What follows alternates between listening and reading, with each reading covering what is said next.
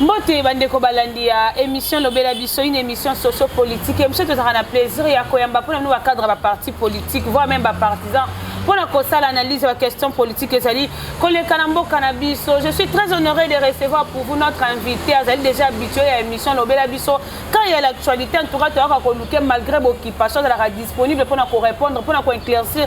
La population congolaise peut-être comprendre que chef d'État peut-être lobby place, chef d'État lobby va comprendre madame.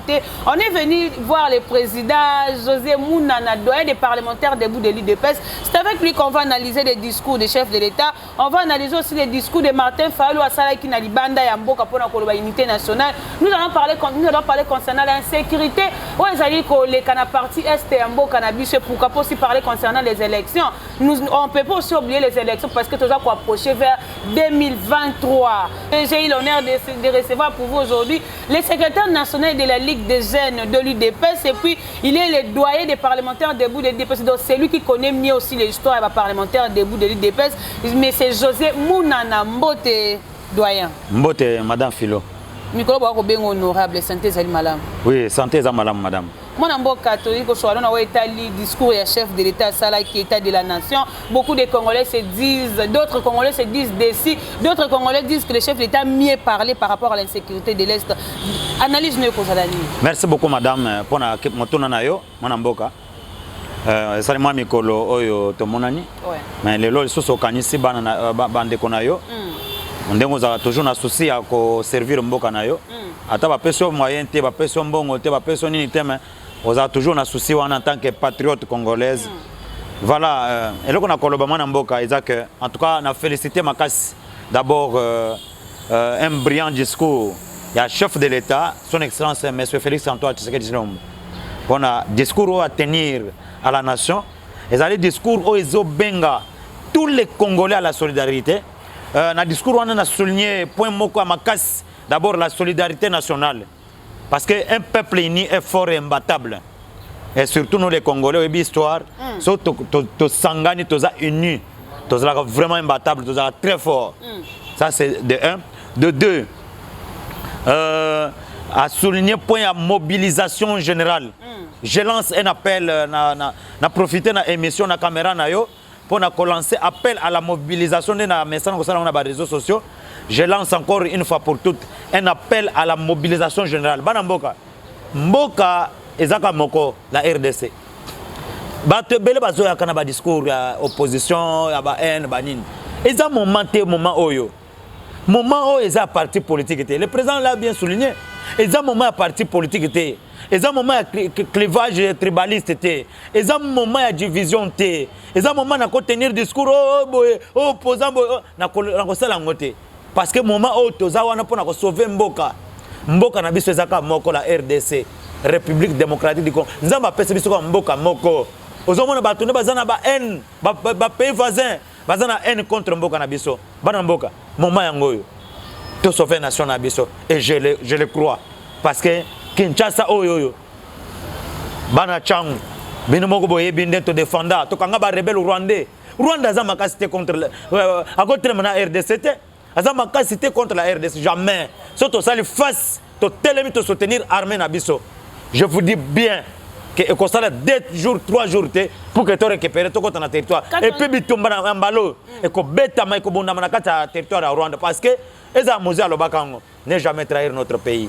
Bande konangai mobilisation chef de l'État Zosenga ayebi que ceux qui congolais bazu conscience baza poser baza mobiliser baza derrière nos forces armées. Je vous dis bien Kagame akofukama.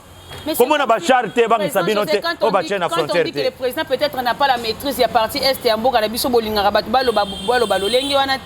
président a tant voyagé pour cette diplomatie, comme une diplomatie agissante. Vous avez évoqué tant de noms alors que la diplomatie n'a pas payé et lui-même l'a reconnu que chaque année n'a pas de diplomatie. Merci beaucoup madame. Et là on a encore madame Mboka, Ezaya ko salba commentaire par rapport à la diplomatie tout ça.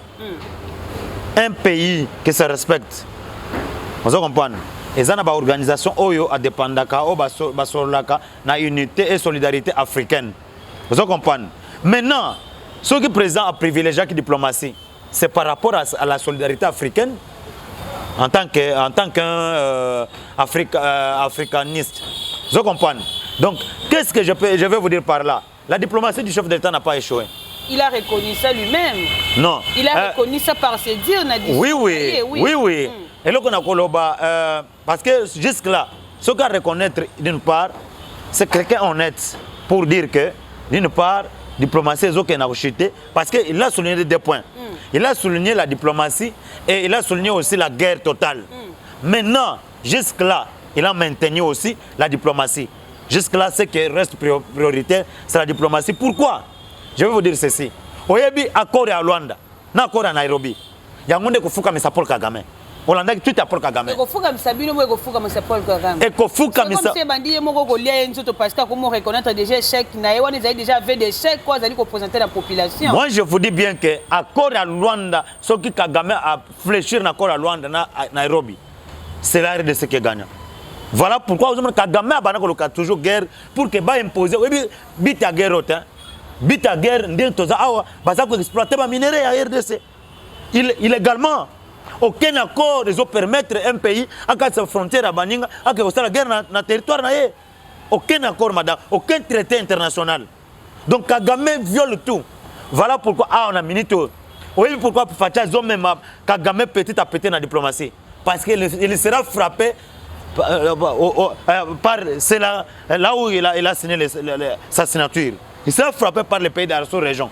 Il sera frappé par même toute cette communauté internationale. Ce qu'on comprend déjà, j'ai conscience. On a dit déjà Royaume-Uni, les États-Unis. Les pays vont mettre Kagame en garde. Parce que, vous avez Kagame a Fondation Bill Clinton, ils ont soutenu. Fondation mafieux, ils ont soutenu Kagame. Alors, les monde entier va se révolter contre. Mais ce que je veux te dire, le message le plus fort, c'est le peuple congolais. Un peuple, on ne libère pas un peuple. Un peuple se libère. Voilà pourquoi le président a misé surtout sur le peuple congolais. Il a appelé à la mobilisation générale pour que Moutinho soit assez mobilisé à libérer le pays. Le peuple qui a reconnu après avoir géré le pays de la manière où il a géré, après avoir cherché tant de voyages à l'extérieur du pays, beaucoup de solidarité, beaucoup de mobilisation générale. Mobilisation générale avec qui président? Madame, et là qu'on a dit que aucun pays au monde ne peut vivre seul. Et là qu'on a répondu à tout moment. La question pose à Kangaï. Mais Bissok RDC, tous les pays riches, tous a tout. Moi je peux vous dire. Tous a tout. Tous a donc batu nyos bazo convoiter biso. Je te dis que monde entier, est-ce que tu peux imaginer que Rwanda ko sana RDC? Si Mamadou Ndala seul o akotaki Rwanda na nini? Pour et là que toujours benga tant on présent mettre en garde. À mettre en garde traîtres civils et militaires. Pourquoi? Parce que parmi nous, madame, parfois, aux yeux conscience, Moutounous a eu conscience, Batuno se belé, bazana katwana, bazo trahir. Au comment na maman musu bazo ba armes, ba munitions, ba que pesa banguna. Banguna na ertamba ko na bitumba. Yo pe ko ko fana bitumba na. Yebisa nan. Parce que so ba yebi déjà que non aux na poche na bango. Ba ko éliminer pe na yo traître. Voilà pourquoi aux hommes lobby mon ba vidéo circulé. Un colonel la police à côté na kati ya yani na M23 comme pesa. C'est-à-dire o eza moment à tamisage. Vous comprenez madame? Oh, ils allaient moment à tamisage. Je vous dis bien que traître nyos, étranger nyos, rwandais nyos, oh, ils qui a travaillé contre la RDC. À cause de na camp na bango, ba congolais ba tika na camp na bango, na camp na to tika na camp na biso. Voilà pourquoi nous avons le président bengi mobilisation générale. Diplomatie échouée. La diplomatie est attend, mais et puis ça peut pas résultat. Mais ce qui est vrai, oui, ils attend, mais ce qui est vrai. Souci na biso ezake congolais moko prendre conscience oyo via lobaki prenez-vous en charge ndé moment toza. Au moni bana mboka que je félicite d'ailleurs de loin bana Goma bana Bukavu bana Kisangani partout au basa ba grande manifestation pena Kinshasa donc ba grande manifestation préparée pour na ko pèse avertissement en Rwanda. Moi, est-ce qu'on a qui discours de Martin Fayol malgré que c'est pas na Katiani, mais est-ce qu'on a qui discours qui appelle à cette unité nationale à cause de unité nationale? Pensez-vous que Martin Fayol peut-être à Bosani vérité désir na linga sungande connaît pour passer insécurité dans Mboka? Madame ngana tu ko biso OK non Congolais conscient. Celui qui se dit Congolais aujourd'hui. soki azota la guerre ndenge zoyela soki azo continuer na ndenge ko taquer régime ko taquer boye onga na moto à parti boye il n'est pas je dirais que il n'est pas vrai patriote. Il n'est pas vrai patriote. Un vrai patriote aujourd'hui, c'est le discours de soutenir le président de la République, le commandant suprême des forces armées, et soutenir nos FARDC, tout simplement pour libérer le pays. Parce que le pays où il y a une élection, pays où il y a une division, pays où il y a ceux qui récupérer na bangona, na yo ambition no politique aux anango. Vous pouvez exercer un mot soutien. Vous pouvez exercer sur quel territoire? Ceux qui président rwandais. Bache tout récupérer pays partout ba ko imposer bino moninde ba boma est ba ko boma Kinshasa ba ko boma Bandundu ba ko boma Équateur ba ko boma partout ba komi osala bino ko bangisa bino yo moni étape tolekiti combien bato ba ko fina Kinshasa combien bato ba ko fina Bandundu combien bato ba ko fi partout na est ça dit ba ko imposer biso. Voilà pourquoi il faut tous être vigilants pour libérer d'abord le pays. Avec votre régime, c'est toujours ça.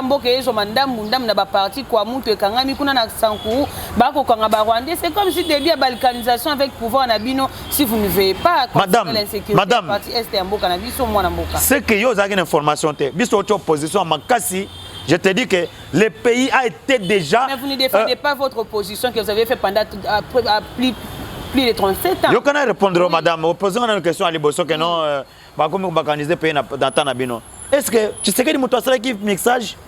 Est-ce que tu sais que les motos qui brassage? Est-ce que vous évitez que Namboka a brassage dans la armée? Chef d'état-major a autour sa déclaration avant-hier.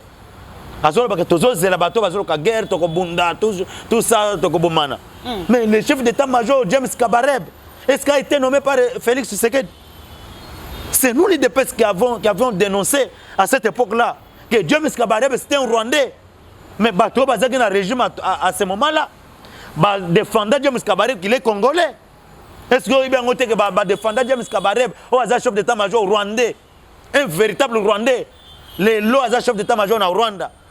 Il était chef d'état-major ici au Congo. Vous avez bien noté. C'est ce que nous avons fait brassage, mixage dans l'armée.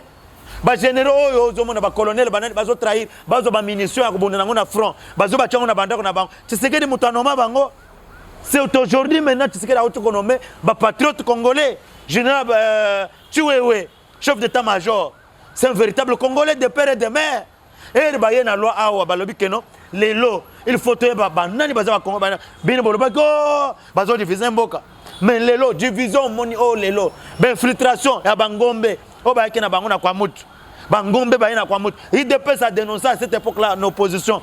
Tout dénoncer Bangombe on belever. Il faut botter la Bangombe malam.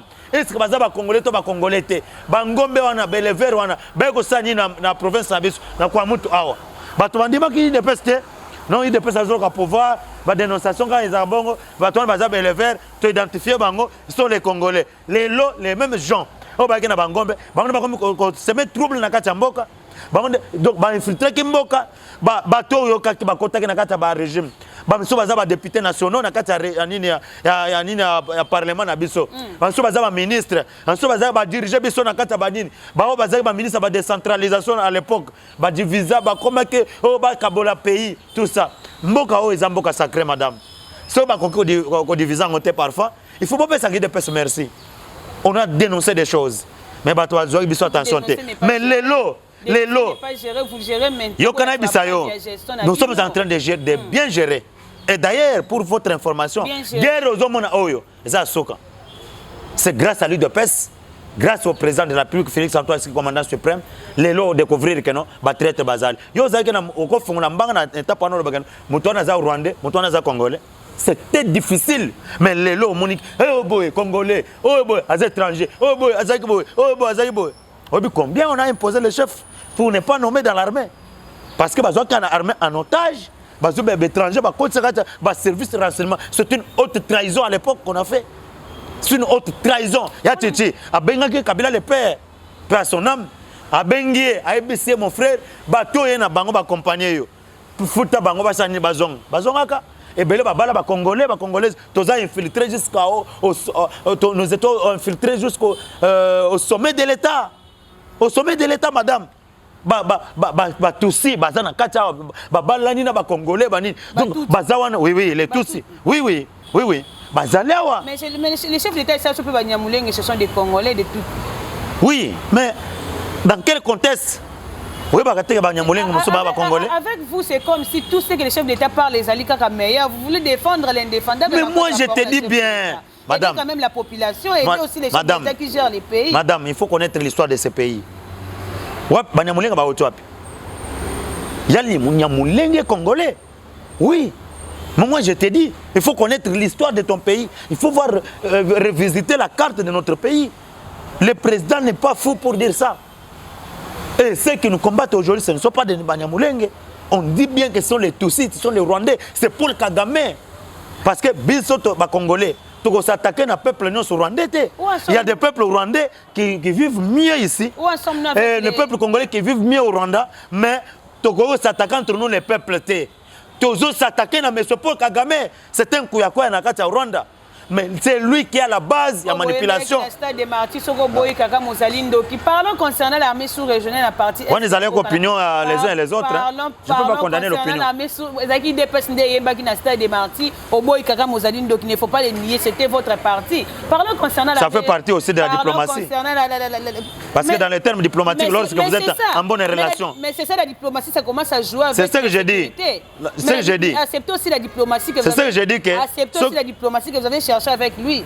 Mais c'est ce que je dis, que ceux qui sont en bonne relation, pourquoi s'attaquer? C'est ça la diplomatie. Les lots Kagame a eu conscience à retirer M23, à retirer les militaires rwandais sur les sols congolais. Pourquoi pas vivre ensemble avec eux en tant que les voisins? C'est ce que je te dis, que ceux qui vont comprendre, ont eu conscience que non, tous un pays voisin. Tu veux vivre bon voisinage, c'est ça ma bête. Armée sous-régionale au Bovanté, Bicho Bajali, armée sous-régionale aussi c'est une sécurité dans la partie est de Mboka Bicho, armée kenyenne déjà président Zongi Abengi Bamba Zongi na Mboka na Bango. C'est comme si les chèques de partout n'ont été l'insécurité. Non, c'est que moi je peux te dire, c'est faux et archi faux cette information. L'armée kenyenne. Ils ont journalistes d'investigation. Ils ont journalistes d'investigation. Il faut vérifier l'information avant les canaux médias pour nous poser une telle question. Yo Kanabisa mercredi Oyo. C'est une information que je te donne, madame. Mercredi, le président Kenya a prié pour ses militaires. Dans quelques jours, dans le plus bref délai, ils ont déployé déjà force régionale. Il y a EAC, ils ont quitté sur le terrain pour accord qui pour sa guerre. Et puis, pour votre information, ils vont descendre, atterrir à partir de Bunagan. À partir de Bunagan, oui, je te dis. C'est une information que je te donne. Donc, Rwanda est en panique en une minute. Kagame est en panique. Pensez-vous que le président sera en mesure de finir l'insécurité avant 2023 dans Mboka? Mais je viens de vous répondre que nous sommes presque à la fin de la guerre. Il a fallu Babiloko et Salama. Il a fallu Makambo et Salama, Lelo et Salama. Il a fallu infiltration, on va découvrir que Kabila va infiltrer l'armée Nabiso. Il a fallu Congolais au courant que le service de renseignement va être infiltré. Il a fallu Congolais partout dans la frontière tout ça qui infiltré. Moi Mboka aïe pour libérer le pays. On y a ce monde Lelo. Congolais va comme moi. Ce que mon est va soutenir le commandant suprême, va soutenir FARDC. Pourquoi? Parce qu'ils ont compris que mon Mboka a associé à cette guerre. Ça a déterminé. Et pour votre information, la guerre va finir parce que nous les Congolais, tous eu conscience et tous a mobilisé debout derrière. Et puis pour votre information, la jeunesse congolaise aujourd'hui, il y a plus de au-delà de 1 million de personnes au bazar déterminé près à en armée. Donc dans quelques jours. Mais oui, les combattants vont être déterminés. J'appelle même nos combattants de l'UDPS. Il y a quoi derrière la armée pour défendre la nation parce que tout ça qu'on a patrie moko, la République démocratique du Congo, dont béni de l'Éternel. Ceux qui te perdent en haut, tu as évité que tu vendes place. Donc il faut te défendre Mboka Nabiso jusqu'au sacrifice suprême, comme l'a prononcé le chef, pour aller jusqu'au bout. Tout ça derrière notre armée, ça aussi Mandouk, tout défendre la nation. Kagame et Rwanda et Kokota na Congo plusieurs fois. Rwanda ko ça na bisoté. Croyez-vous à quelque sorte il y a dialogue na Mboka na biso na kati ba politique pour na retrouver Kimé na Mboka. Dialogue na ko ebisa que non. Ce n'est plus le moment de dialogue parce que moi je vais te dire que dialogue au besoin imposer biso bazo senga biso ils a dialogue ils ont un avantage à bapaya pour nanine parce que premier point ko dialogue ils ont mabete maman mais il s'agit de quelle forme de dialogue qu'on nous demande parce que tant que bazo senga dialogue parce qu'on va comprendre que non il ne contrôle rien tous les mafieux, tous les voisins ne contrôlent rien sur ce régime et ne contrôlent rien sur la RDC.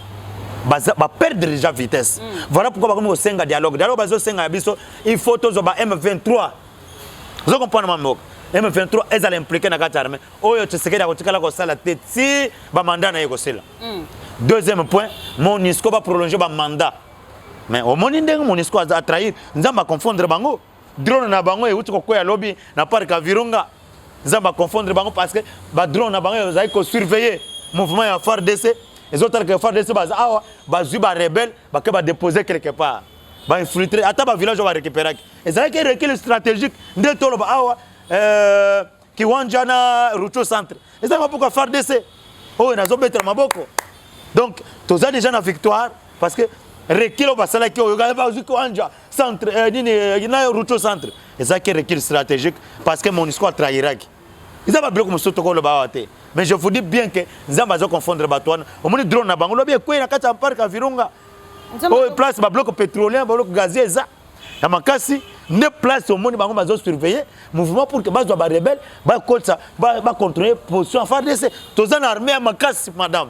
Ton armée à makasi. Ton armée à makasi ya ba patriote. Ba très trop na kati. Le président de la République commandant suprême, s'il vous plaît. Commandant suprême à mettre en garde. Ba traître civilo-militaire à mettre bango en garde. Bientôt les traîtres subiront la rigueur de la loi. Moi je te dis, même dans la armée, même dans la civil, au baza kofina. Vous voyez que les civils sont soit des opposants. Au baza un discours patriotique. Quelque part, madame, c'est les poudre aux yeux. Quand bangonde baza parfois, il y a traîtrise, il y a trahison, il y a mboka. Quand bangonde baza bimarko ba sapeur pompier. Mais je te dis bien, bientôt, mon konzamboka commandant se peut mettre en garde. Ils répondront devant les instances judiciaires. Parce que, quand on a TV, mais on a cessé, comme on a soif du pouvoir, on a comprendre l'utilité de la nation, comment défendre la nation. Je te dis que on a financé, on a cessé. Il y aura un jour, telle personne a dénoncé, parce que tu qui croyez-vous aux élections en 2023 tandis que parti Est est occupé par les rebelles de l'insécurité, c'est envahi par l'insécurité? Madame, là, tu peux répondre que non. Un vrai patriote, moment où le élection, il faut d'abord libérer le pays. Avant les élections. Avant les élections. Qui restera au pouvoir? Mais parce que les mandats tu sais que négocier en 2023. Excusez, il y a l'élection sans Rocho. On a l'élection sans Bonagan. Mais l'élection passée, on l'a fait comme ça. Il s'agit de quelle élection que tu... Madame, la fois passée, on n'était pas en guerre. C'était le groupe armé qui s'aimait la terreur. Mais aujourd'hui, nous sommes en guerre. Est-ce que tu... Yomoko en tant que patriote congolaise. Yomoko en tant que mon mboka oyo, de père et de mère. Est-ce que vous que tu es en guerre? Il dépasse avec ses... Non, on a une question. Est-ce que vous que tu es en guerre? Est-ce que le pays est en guerre?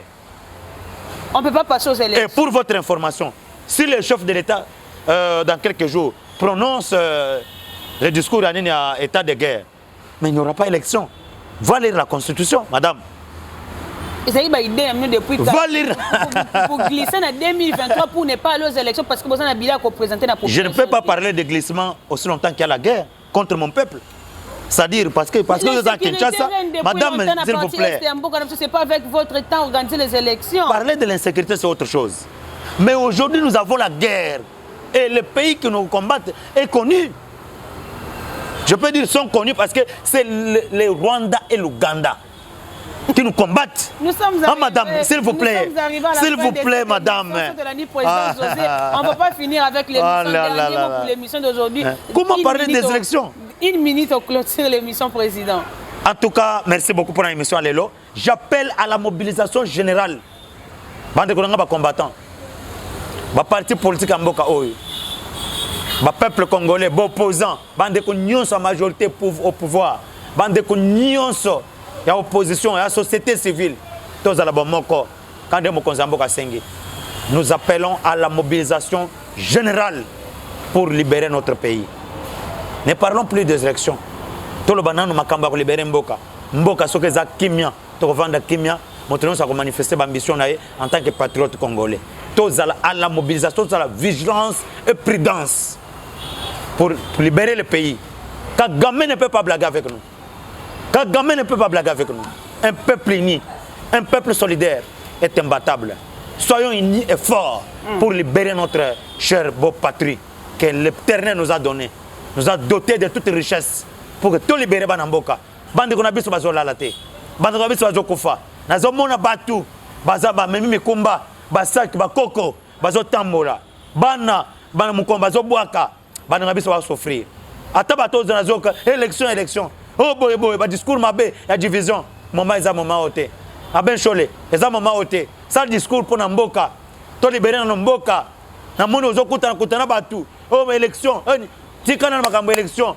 Yebisa catholique, Boboa Kambela, to libérer Mboka. Merci beaucoup, nous devons. Élection Koya, to libérer Mboka.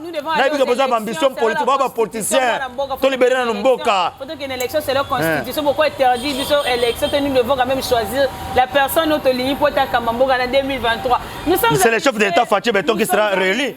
Attends les élections, excusez madame. Naouti Bombashi. Naouti Bombashi. Secrétaire général Augustin Kaboya. Tokenda Kisangani. C'est pas les bilans. Touti Lubumbashi. C'est le bilan est largement positif. C'est présenter des œuvres concrètes. Nakutana Kabula, excusez. Nakutana Kabula. Autour pour question à bilanté. Mais on a souligné on a souka. S'il vous plaît, deux secondes. Autour de question à bilanté. Mais na souka émission na yo, na mono zo souligner makambo ya bilan. C'est parce que vous parlez que Yenda Gosa président en 2023. C'est à la population, c'est à la population de choisir la mais il a fallu que la question on a répondre pour te dire que l'UDPS a un bon terme avec la population congolaise et le peuple les soutient. Merci. Dans le bilan, ni un chef de l'État sali, dans un programme à bilan, un programme 55 territoires, Fatih sera réélu. Autour na katanga, bana katanga balobi, Fatih Beton kaka, yé kaka. Merci beaucoup. Nous sommes arrivés à la mission, comme vous avez constaté. Le plaisir était pour moi de recevoir pour vous les doyens des parlementaires debout, de l'IDPS et le secrétaire national de la Ligue des jeunes, président José Mounana. C'est avec lui qu'on a eu le plaisir. Il y a côte à côte en actualité politique, il faut analyser l'actualité politique en tout cas. Et c'est un plaisir, il y a Koyamba. Et merci beaucoup à l'équipe costaud et accompagnant. Ne koja maes na caméra petit mais costaud. Papa Gaston la montage à Zarana tant on est une seconde, madame. Merci beaucoup à réalisateur Nabi trésor, il y a la pour la réalisation et la mission. En tout cas, moi je vous donne déjà rendez-vous. On va finir avec le président, mais moi je vous donne déjà rendez-vous de vous abonner massivement sur la chaîne YouTube et la télévision. En tout cas, pour la mission, il y a Lobela Bisso, à part la télévision, sur la RTMV, abonnez-vous sur la télévision. Vous allez suivre les actualités politiques, vous allez suivre quand même l'émission éducative, l'émission il y a la révélation et la télévision. Abonnez-vous massivement. Bokolanda émission, il y a président José Nakatia et la télévision puis RTMV na 22h juste. Merci président. Merci beaucoup Banamboka, na pesibino merci pour la émission Bolanda ka vraiment chaîne Nabiso. Les autres pèsent d'informations à Malamu. Merci na Mokonzamboka pour le discours à tenir à Malamu. Pour la solidarité na mobilisation générale du peuple congolais. Merci na peuple congolais, merci na peuple abiso est bande qu'on abiso au bazo bunda, bazo tena manifestation pour na ko dévaler mongona. Tout travail ensemble, tout travail na ba service de renseignement, travail na ba service na armée pour na ko pesa ba information appropriée. Tala ne bo pesa information à MONUSCO, to baza dévaler ba drone ko tout ça bino moko botambo sur drone wana. Toza ko se promakasi même présent l'alité azola la te pour la situation est tito ko libérer mboka na biso, to tika na kimia pour que to jure na ba minéraux na biso. Merci na Mboka Nicolas Kazadi Nzozi pour na Moussala Malamu budget lelo eza sous 4 milliards et comme il y a 14 milliards virgule donc 15 milliards tokoloba donc 2023 toza malamu toza dans les bons Nzambe apambola mboka na biso Nzambe apambola mokonza mboka Nzambe abatela ba FARDC au bazana front je dis et je vous remercie.